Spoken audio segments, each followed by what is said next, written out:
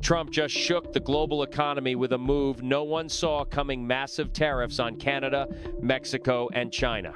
In a dramatic escalation of his trade war strategy, Trump officially signed an executive order slapping a 25% tariff on all imports from Canada and Mexico and a 10% tariff on Chinese goods.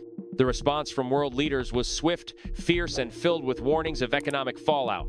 Canada's Prime Minister Justin Trudeau didn't waste time, firing back with $155 billion in retaliatory tariffs on American products, including beer, wine, bourbon, clothing, and even household appliances. "We didn't ask for this fight," Trudeau said, "but we won't back down." His plan is to roll out the first wave of tariffs in just days, with the full force hitting within 3 weeks. Mexico's newly elected president, Claudia Sheinbaum, also vowed to defend her country's interests, announcing an upcoming wave of countermeasures, though she kept the specifics under wraps.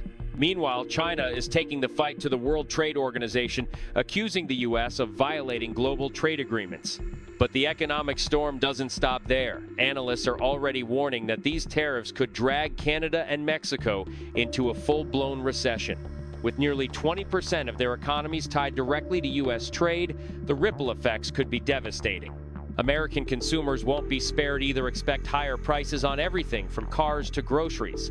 Inflation is likely to spike, and the Federal Reserve, which had been considering interest rate cuts, may now be forced to hold steady, making borrowing more expensive for businesses and everyday Americans. "This is a game changer," said economist Paul Ashworth, warning that the window for lower interest rates in the next year just slammed shut.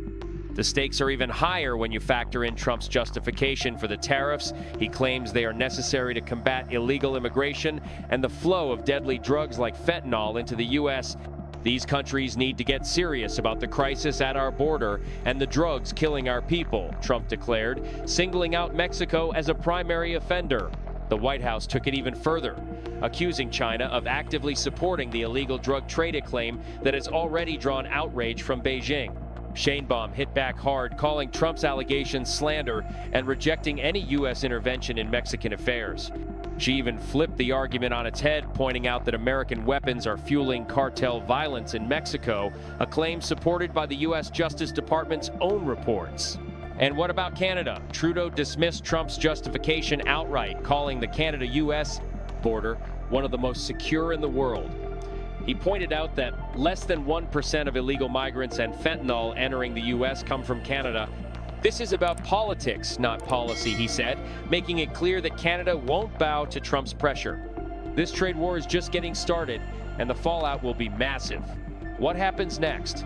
Will Trump push even harder? Will other nations jump into the fight? One thing's for sure, this is a defining moment for global trade and U.S. economic policy. Don't miss the next bombshell. Click on one of the videos on your screen to get the latest updates on Trump's shocking trade war.